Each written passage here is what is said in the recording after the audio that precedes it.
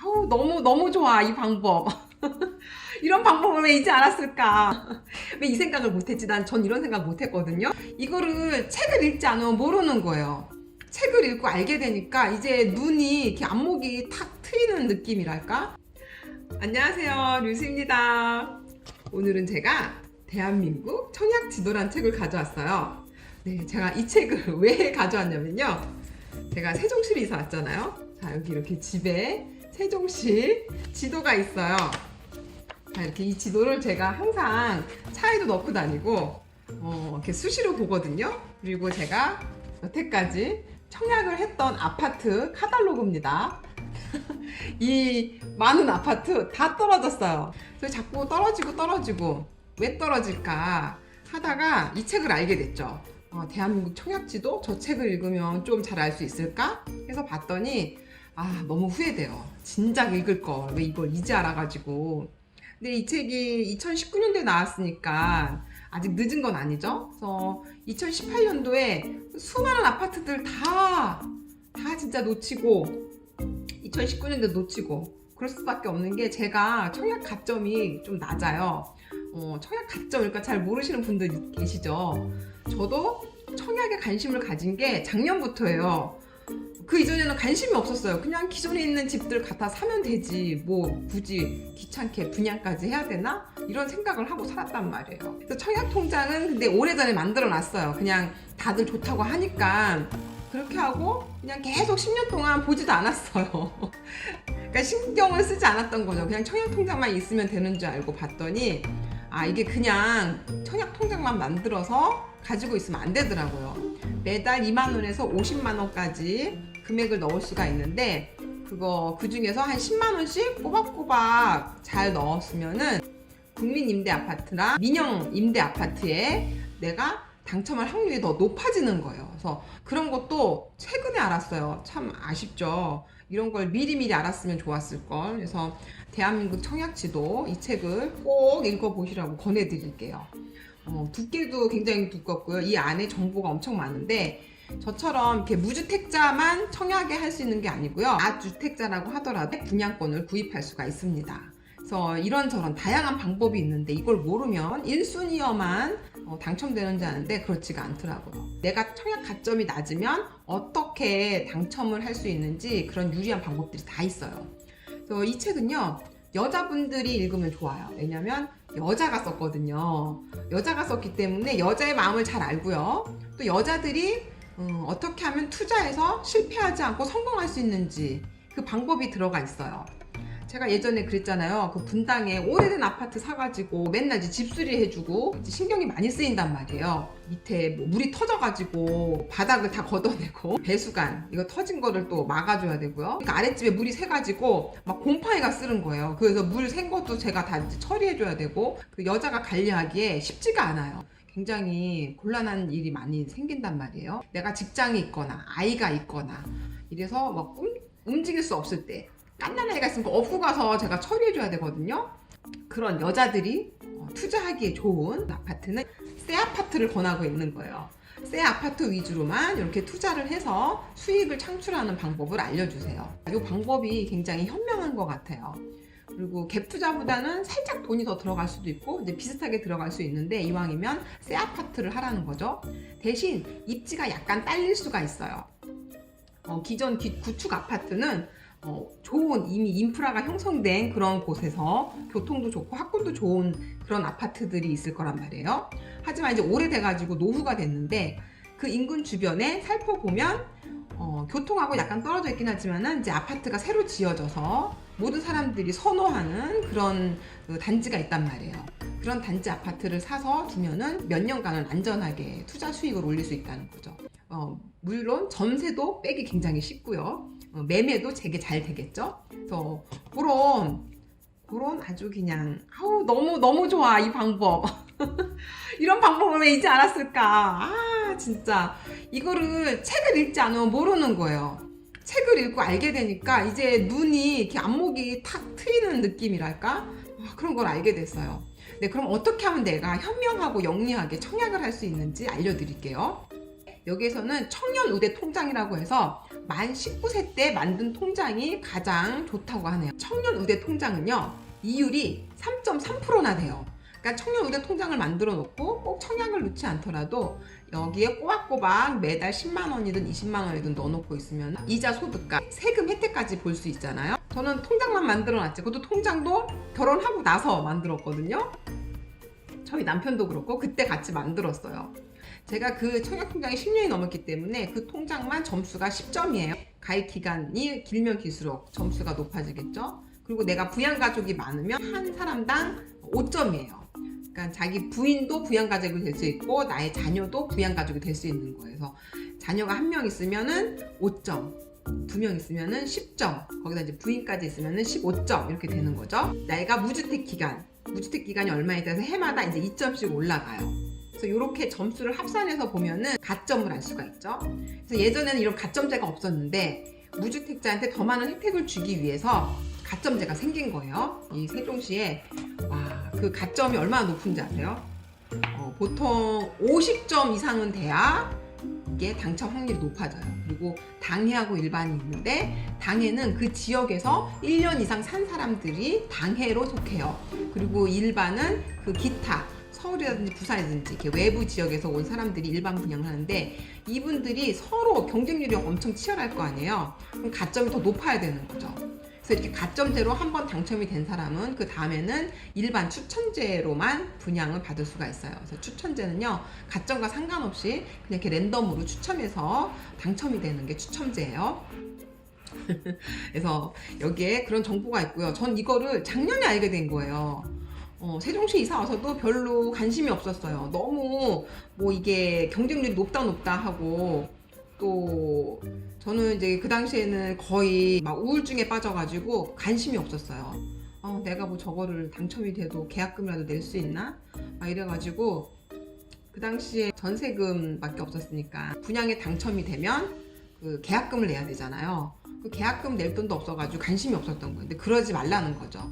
이걸 항상 관심을 가지고 있다 보면은 다 기회가 생기는데 그걸 아예 닫고 살지 말라는 거예요. 자, 먼저 분양을 받더라도 내가 좋은 곳에 분양을 받아야 되겠죠. 이상한 곳에 분양을 받으면 오히려 마이너스가 돼요. 집값이 마이너스가 될 수 있고, 그렇기 때문에 여기에서 10가지 볼 수 있는 안목을 적어 놨어요. 그 10가지 중에 제가 책을 매번 읽을 때마다 나오는 게 교통이에요. 교통이 좋아야 되더라고요. 그래서 첫 번째, 교통 호재가 확실한 곳. 그리고 두 번째, 신규 아파트라는 희소성이 있는 곳. 이런 희소성이 있는 곳은 어떤 거예요? 그동안 개발이 안 된 아주 구축, 오래된 그 가옥이 많은 지역을 말하겠죠? 그곳에서 신규 아파트 단지가 하나 생기면 엄청난 희소성이 있으면서 가치가 높이 올라가겠죠. 그런 곳이 제가 볼 때는 성남, 분당이라든지 서울, 그 강북 지역에 오래된 노후된 집들이 많은 곳, 사람들이 많이 몰려있고 교통이 좋은 곳을 분양을 하는 게 재테크 투자 가치로는 좋다는 거죠. 그러니까 이왕이면 내가 살면서 나중에 집값 상승도 보고 그러면서 투자 수익도 얻을 수 있고 그러면 더 좋겠죠. 약간 사람들이 관심을 두지 않는 곳, 관심을 두지 않는 단지, 사람들이 외면하는 아파트 구조, 이런 거를 공략을 하라는 거죠. 나중에 입주하고 나서 보면은 이런 것도 다 가격이 상승한다는 거예요. 그러니까 내가 가점이 너무 낮아. 청약통장이 만든 지 얼마 되지도 않고 또 부양가족도 별로 없어. 이럴 때는 가점이 올리기가 쉽지가 않아요. 청약통장을 만든 지 10년이 됐어도 10점밖에 안 되잖아요. 근데 부양가족이 없으면은 본인 5점밖에 안 된단 말이에요. 그럼 15점이에요. 무주택 기간이 길다고 하더라도 만 30세 이상부터예요. 무주택 기간으로 선정하는 거는. 싱글인 사람이 이거를 분양하기에는 쉽지가 않단 말이에요. 이런 사람은 청약 가점이 낮기 때문에 영리하게 B급 아파트를 노리라는 거죠. 그 B급 아파트 노리는 방법 다 여기에 들어가 있어요. 청약통장 가입 현황을 보니까 가입자 수는 대략 2,406만 명에 이른대요.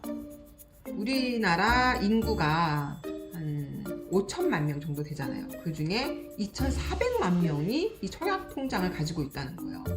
거의 인구의 반이 청약통장을 가지고 있다는 거는 자신의 집을 더 갖기를 원한다는 거죠. 그만큼 청약통장에 관심이 많다는 거예요. 일반 사람들한테 분양하는 거는 몇 채 안 돼요. 세종시는 다 이제 공무원 특공 해가지고 기간 이전 종사자들한테 먼저 혜택을 많이 주기 때문에 그분들이 가져가는 아파트가 70% 이상이에요. 그래서 일반 사람들한테 분양하는 거는 특별 공급, 또 여기서도 반 나뉘죠. 그러면은 일반 사람한테 분양하는 거 한 15%? 10% 정도밖에 안 돼요. 그러니까 아주 치열하게 싸워야 되는 거예요. 눈치 작전도 봐야 되고. 그래서 이게 세종만 카페, 부동산 카페에 들어가면은 사람들이 올라오는 글이 아주 재밌어요. 재밌고 아주 치열하고 서로 도와주고 네, 그런 거를 알 수 있어요. 그래서 제가 관심을 가진 지 1년밖에 안 됐지만은 많이 알게 됐어요. 이런 책으로 공부하고 청약하시는 분도 있는 거예요. 전 그걸 전혀 몰랐어요. 이런 거를 공부하면서 알려주는, 어떻게 하면 청약이 잘 되나 알려주는 그런 것도 있나 봐요. 그걸 이 책을 통해서 이제 알게 됐으니 제가 청약 당첨이 안 되는 게 어떻게 보면 당연한 거죠. 그러니까 미리 이런 거를 공부하고 대비하는 분들이 많다는 거예요. 그러니까는 그냥 청약 통장만 만들고 계시면은 청약을 받을 수가 없다는 거죠. 네, 그래서 미리미리 우리 공부합시다. 현명한 선택은 손품, 발품, 이품이 있어야 된다는 거죠. 손품, 먼저 정보를 막 검색하라는 거예요. 인터넷에 들어가서 정보를 검색하는데 먼저 자기가 살고 있는 주변, 아니 자기가 관심 있는 주변의 입주 물량을 먼저 체크하라는 거예요. 그러면은 입주 물량을 어디서 체크하냐? 입주 물량, 이렇게 여기 보시면요, 호객 노노 사이트가 있어요. 요런 데 보시면은 이거를 컴퓨터나 핸드폰 앱을 설치해서 보시면 다 한눈에 볼 수 있어요. 호객 노노 사이트에 들어가면 이 왕관쓴 아파트는 대장주인 거예요. 그러니까는 얘는 가격이 오르면 제일 먼저 오르고 가격이 떨어지면 제일 나중에 떨어지는 그런 이끌어가는 아파트라는 거죠. 이 아파트는 비싸요. 네, 이렇게 왕관쓴 아파트는 비싸답니다. 여기 보여드릴게요. 왕관이 너무 조그맣게 그려져서 여기 보시면 여기 왕관 쓴 거 보이나요? 네, 이렇게 왕관 쓴 아파트가 있어요. 그래서 이 아파트 주변으로 한번 살펴보면 되겠죠? 그래서 이런 주변 입지를 체크한다든지 주변 시세는 손품으로 확인할 수 있는 거예요. 이렇게 자기가 항상 컴퓨터 앞에서 마우스를 클릭해 가면서 아니면은 핸드폰에 앱을 설치해서 항상 눈여겨보라는 거죠. 이렇게 해서 다 손품을 팔았으면 이제 모델하우스로 걸어가야 됩니다. 이제 발품을 팔아야 돼요.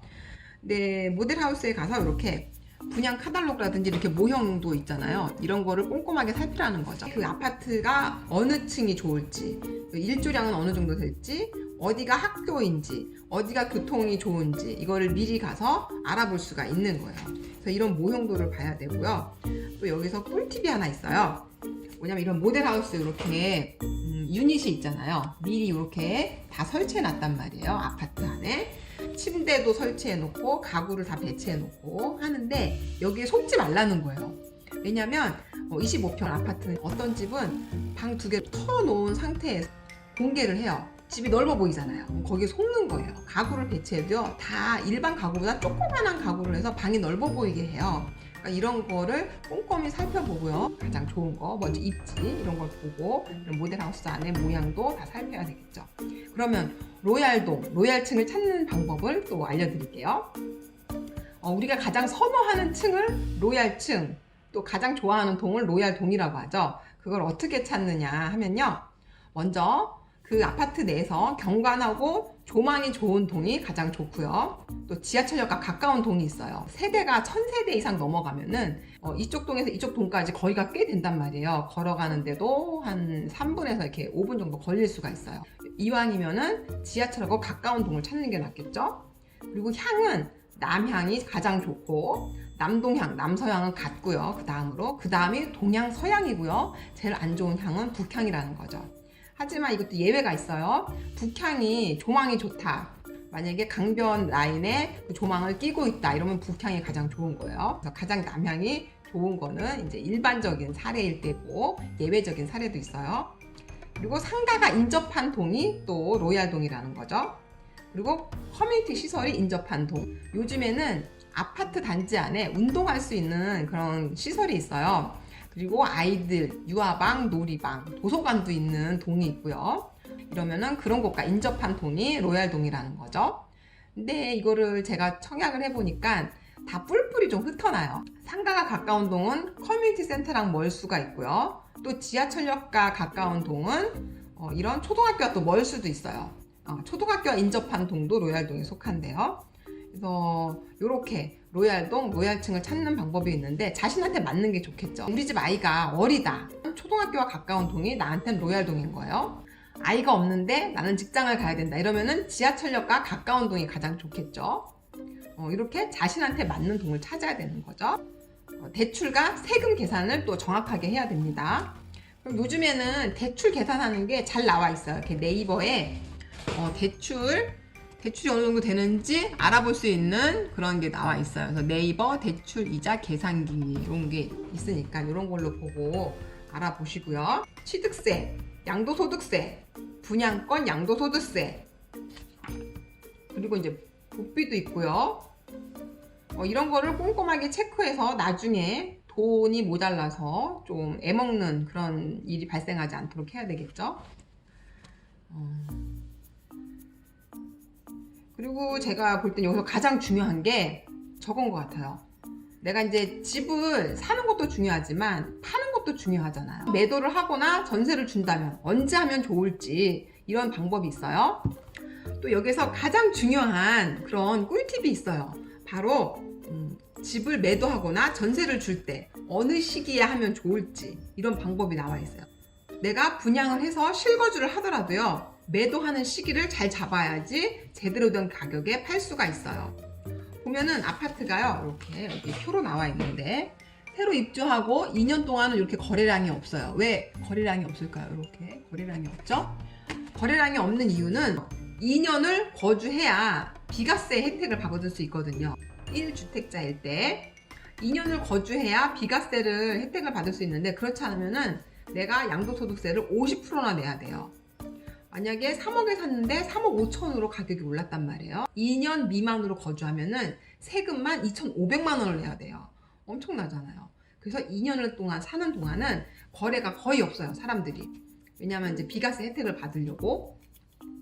그래서 이렇게 그 아파트가 생긴 지 2년 차에는 거의 거래량이 없다가 그 2년 뒤에는 갑자기 이제 물량이 많아지겠죠? 아파트를 이제 서로 매도하려고 많이 내놓는단 말이에요. 그러면은 여기 보시면은 그래프가 갑자기 올라가요. 여기 거주한 지 2년 뒤부터 물량이 많아진다는 거예요. 그럼 이때 사람들이 갑자기 집을 서로 팔겠다고 내놓으면 어떻겠어요? 제값을 못 받고 금매로 팔 수도 있고 물량이 많다 보니까 이때는 경쟁을 피해야 되겠죠. 그래서 매도 시기는 홀수로 하라는 거예요. 3년, 5년, 7년 차에 매도를 해야 사람들이 매물도 조금씩 나오고 이때 제값을 받고 팔 수 있다는 거예요. 이거 진짜 아주 좋은 꿀팁인 것 같아서 첫 번에 내가 분양을 받아서 전세를 준다 이러면은 2년 계약을 하지 말고 3년 계약을 하라는 거죠. 처음에는 3년 계약하고 이사를 가거나 계속 살아야 되겠죠. 그럼 또 재계약을 한단 말이에요. 이럴 때는 이제 파는 게 수월해지겠죠. 이거 진짜 왜 이 생각을 못했지? 전 이런 생각 못했거든요. 여기서 야, 이거를 진짜 책 한 권에 이런 방법을 알 수가 있네요. 그러면 내가 다주택자인데 아파트 분양권을 사고 싶다 이럴 때 방법이 있어요. 미분양 아파트예요. 미분양 아파트를 가서 계약하시면 되는 거예요. 그럼 내가 청약통장이 없어도 내가 다주택자여도 그 미분양된 아파트를 새 집을 살 수가 있는 거예요. 처음에 미분양이 되더라도요, 나중에 이제 입주를 하고 이제 시간이 지나면은 이 아파트 가치가 높아져가지고 매매 가격이 올라간다는 거죠. 그래서 다주택자일 때 내가 미분양된 아파트, 그것도 가장 좋은 동에 좋은 호수를 골라서 또 살 수가 있는 거예요. 왜냐면 분양받을 때는 내가 어떤 아파트에 걸릴지 알 수가 없어요. 여기 보면은 아파트를 다 섞어 놓거든요. 여기 보면은 갈색 아파트 보이시죠? 판상형이면 다 남향이겠지만은 이게 타원형일 경우도 있어요. 그러면은 얘가 서양이 될 수도 있고 얘가 동양이 될 수도 있는 거예요. 또 남향에 걸릴 수도 있고 어느 타입에 걸릴지 알 수가 없어요. 여기 하늘색 보면은 다 골고루 있잖아요. 그러니까 얘도 내가 아래층에 걸릴지 위층에 걸릴지 분양을 받을 때는 같은 가격에 어떤 동에 어떤 층에 선택이 될지 알 수가 없지만 미분양된 아파트 내에서는 내가 원하는 향과 타입을 고를 수가 있는 거예요. 그래서 그런 이점이 있는 거죠. 그래서 다주택자인 경우라 하더라도 청약통장이 없더라도 이런 물량을 보고 구입을 하시면 되는 거예요. 그리고 여기서 입주권이 나왔어요. 굉장히 중요한 거, 입주권. 입주권은 또 뭐냐면 분양권하고 틀려요. 재개발될 때 그 동네에 그 집들이 있잖아요. 그 집들은 이제 재개발이 된다고 하면은 그 구역 내에서 있는 사람들은 무조건 다 청약이 되는 거예요. 그러니까 100% 당첨인 거죠. 이런 입주권을 가서 살 수가 있어요. 돈이 없으면 이 입주권을 팔고 나갈 수가 있거든요. 그래서 이 입주권을 사가지고 100% 당첨이 될 확률이 높을 수가 있어요. 근데 입주권은 비싸요. 왜냐하면 그 기존 집을 사는 거나 마찬가지거든요. 그 기존 집을 사는 거 플러스 또 피까지 줘야 돼요. 그래도 일반 아파트 분양할 때는 훨씬 더 저렴한 거예요. 왜냐하면 그 조합원들한테는 일반 분양가보다 더 싸게 분양을 해주고요. 가장 좋은 로얄동과 로얄층을 주기 때문에 입주권을 구입을 해서 분양을 받는 것도 굉장히 유리해요. 근데 여기에서 위험한 게 하나 있어요. 이 입주권을 살 때는 이 사람이 예전에 집이 있다거나 아니면 다른 데 어디 분양돼서 당첨된 사람이면 안 되는 거예요. 이런 사람의 입주권을 사게 되면은 내가 분양을 못 받게 돼요. 그래서 이거를 잘 알아보고 사셔야 되는 거죠. 그리고 내가 이런 입주권이 있는데 또 다른 데 가서 분양을 하면은 부적격으로 걸려버리게 돼요. 그래서 당첨이 됐어도 부적격 처리가 돼가지고 1년 동안 다시 그 분양을 받을 수가 없어요. 그래서 부적격 처리가 되면은 자기한테 불리할 수 있으니까 이런 걸 다 꼼꼼하게 알아보셔야 됩니다. 부동산으로 많이 실패하신 분들 꼭 한 번 더 도전해서 성공해 보시고요. 기회가 항상 있다고 봐요. 우리나라는 90년도에 아파트를 많이 지었어요. 새 아파트에 대한 열망이 굉장히 높은 그런 지역이 많을 거란 말이에요. 그런 곳을 골라서 현명하게 투자해 보시기 바랍니다. 네, 그러면 오늘 저의 영상이 좋았다면 구독, 좋아요 눌러주시고요. 알람 설정도 해주세요. 네, 그럼 다음에 또 만나요. 안녕!